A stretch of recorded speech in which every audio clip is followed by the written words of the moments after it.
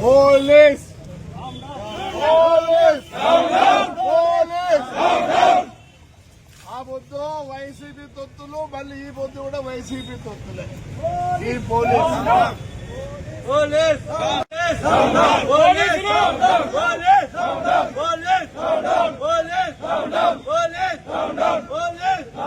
Police చేతగాని police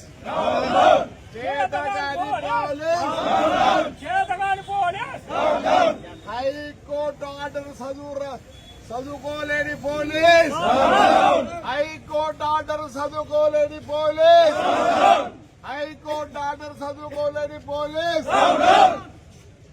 police police కోసమే కట్టుబడిన ఆ పొద్దు ఎవరు డివైస్ ఏం పేరు రెడ్ పేరు చైతన్య మల్లింగం గంగయ్య గంగయ్య గంగయ్య సర్వలను ఆ పొద్దు చైతన్య సర్వలను గంగయ్య సర్వలు కూడా ఆఫీసులో 4 రోజులు అనుకుంటే ఈరోజు మా ఆఫీసర్లు ఉన్నారే వాళ్ళ సెలవులను ఈరోజు మళ్ళీ ఈడే స్నానం చేసి ఈడే వంట ఆర్పు చేసుకొని ఈడే పనుకొని కానీ 2 రోజులు దొరికితే 2 రోజులు ఉంటాయి హలో ఉన్నాయా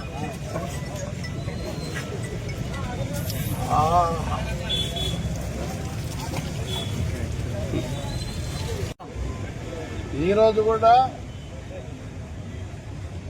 పోలీసు వాళ్ళు అన్ని విధాలా ఆటంకం చేస్తున్నారు. ఎందుకు ప్రజాస్వామ్యబద్ధంగా మేము పోవాలనుకుంటున్నాము. కానీ ఇప్పుడు కూడా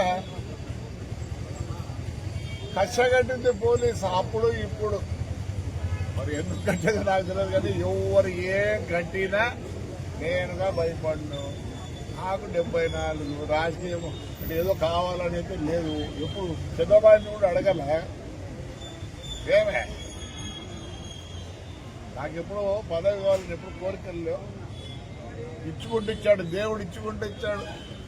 మా నాయన్ని 2 సార్లు ఎంపీ చేసినాడు, ఎమ్మెల్సీ చేసినాడు, ఏమి జిల్లా పరిషత్గా చేసినాడు. మా అన్న 6 సార్లు ఎమ్మెల్యేగా చేసినాడు. ఏబ్బా ఒకసారి ఎంపీగా చేసినాడు. కాటుపత్రి ప్రజలు మాకు నేను ఎప్పుడు వాళ్ళకు దాసోహము.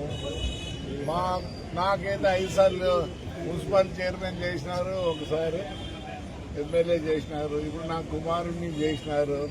ప్రజాస్వామ్యము కూనే అవుతుంది. దీనికంతా కారకుడు పోలీసు వాళ్ళు.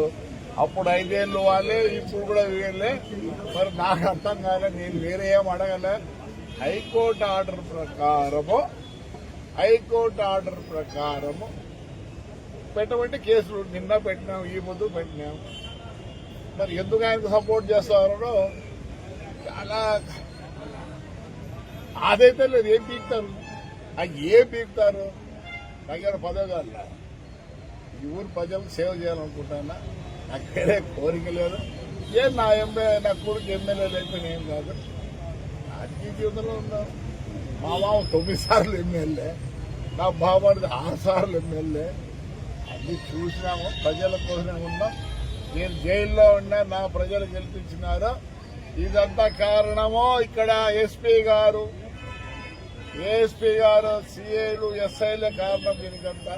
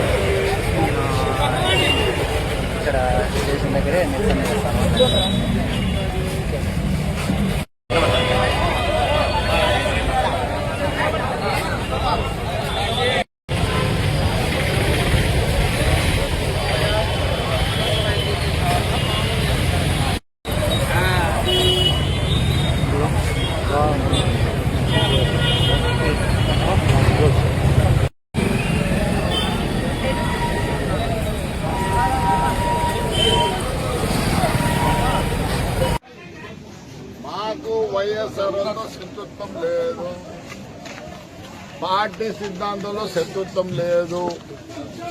ఆయన ఫ్రాక్షన్ చూపించినాడు. ఎన్నేళ్ళు 5 సంవత్సరాలు కౌన్సిలర్లను కొట్టినాడు, అందరినీ కొట్టినాడు, అంతా చేసినాడు. ఆయన మాటలు వినండి, అన్ని ఫ్రాక్షన్ మాటలే. వాళ్ళ ఇంట్లోకి పోయిన నా కొడుకుని వాళ్ళ బెడ్రూమ్లోకి పోనేనా? ఏం మాట్లాడదు రాజకీయ నాయకుల మాటలా? నేను జగన్ కూడా చెప్తున్నా, మళ్ళీ 3 ఏళ్ళు కొడతారా? అంతవరకు మేము ఊరుకుంటారు. ఆడపిల్లలు గౌరవిస్తారు, ముందుకు వస్తారు. మీరు చేసిన పని మేమే చేస్తే అనుకోండి. మన దగ్గర చెప్తున్నా, దయచేసి వైఎస్ఆర్ పార్టీ వాళ్ళకి, వాడు ఫ్రాక్షన్ చేస్తాను కాబట్టి నేను ఫ్రాక్షన్ చేస్తానా? ప్రజాసమబద్ధంగా పోయింటే నేను ఇవి చేయను. 175 కాన్స్టిట్యూన్సీలు 174 కాన్స్టిట్యూన్సీలు ఎలా పోయినాయి? ఎవరన్నా అమ్మ, అక్క, ఆలి, మెట్టు, చెప్పు ఇవే మాట్లాడతారు. అనంత వెంకటరామరెడ్డి, శైలానాథ్, విశ్వేశ్వర్, రే వెంకటరామరెడ్డి, మీ నాయనగారు అందరూ బ్రహ్మాండంగా ఉన్నారు. ఎంపీలు అన్నారు, ఎమ్మెల్యేలు అన్నారు, ఎమ్మెల్సీలు అయినారు. ఎప్పుడో మాట్లాడారా? శివరామరెడ్డి, మీ ఇంట్లో ఎంతమంది రా ఎమ్మెల్యేలు ఉండే? నాన్న, మీ నాన్న ఎంత పవర్ఫుల్. ఎన్టీ రామను ఎదిరించి పదవి నా ఇంటికి అని చెప్పి రిజైన్ చేసినాడు రా. ఆ ఇంట్లో పుట్టినారు మీరు చెప్తున్నా. ఈడ ప్రజాస్వామ్యం చాలా ఉంది. మీరందరూ మా అన్న శిష్యులే. ఒక గుంటగల్ వెంకటరామరెడ్డి నాకు తెలియదు, కానీ అందరూ విషయం నువ్వంటే నాకు ఇష్టం. నువ్వు అసెంబ్లీలో కూడా నిన్ను ఎప్పుడు ప్రేజ్ చేసిన న్యాయమా? ఇది ఎప్పుడన్నా మీరు ఇళ్ళగాడికి పోయింట్రా? వాడు డైలాగ్ చెప్తాడు, ఇంటికి పోయిన నా కొడుకు బెడ్రూమ్ లేకపోలేనా? ఫ్రాక్షన్ ఏమంటాడు? ఎలక్షన్లో, మున్సిపల్ ఎలక్షన్లో నా కొడుకు నిలబడని, నేను గాని, నా భార్య గాని, నా కొడుకులు గాని నేనేం వద్దని లేదు. మరి ప్రజలు ఏం తీర్పిచ్చినాడు? లాస్ట్కు రాజశేఖర్ రెడ్డి కొడుకు జగన్ కూడా ఒకటే తలిచినాడు. ఆ పొద్దు వాళ్ళ నాయన నన్ను ఎంత ప్రేజ్ చేసేవాడో. ఇలా బాగుపడితే కడప మేయర్గా ఉన్నప్పుడు అని ఎప్పుడు నీతులు చెప్పేవాడు, పోయాడు చూసుకొని రాపారని. అదే ఐడియా జగన్ కొన్నింది. నేను చెడగొడతా వీనికి ఇస్తే అని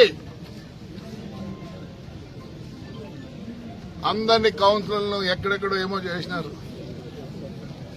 మైదుకూరులో ఏమో ఆడ గెలిచినారు. నిజం చెప్తాను, ఊరి చెడిపోతాదని ఆ పొద్దు జగన్ రెడ్డి నన్ను వదిలిపెట్టినాడు. ఎంతసేపు ఒక సెకండ్ ఒక రిపోర్ట్ ఇచ్చి కౌన్సిలర్ వాళ్ళ అమ్మతోనో మరి పోలీసులు పంపించింటే, sir there is a complaint, ఇచ్చేస్తాం సార్ అని.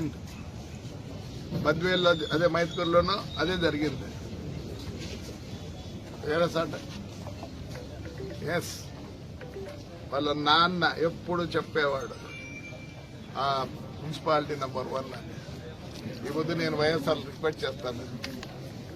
నేను 24 పేర్లు ఇచ్చిన, అది కూడా పక్కన రాసిన.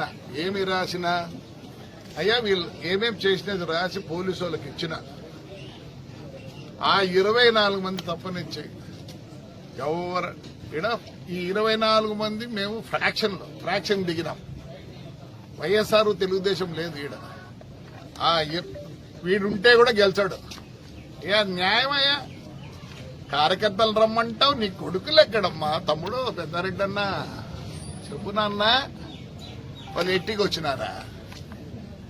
నువ్వు ఫ్రాక్షన్ మొదలుపెట్టినా నేను ఫ్రాక్షన్ ఎండ్ చేస్తాను. నువ్వు తాడిపత్రికి రాలేవు, ప్రజలు ఆగ్రహంగా ఉన్నారు.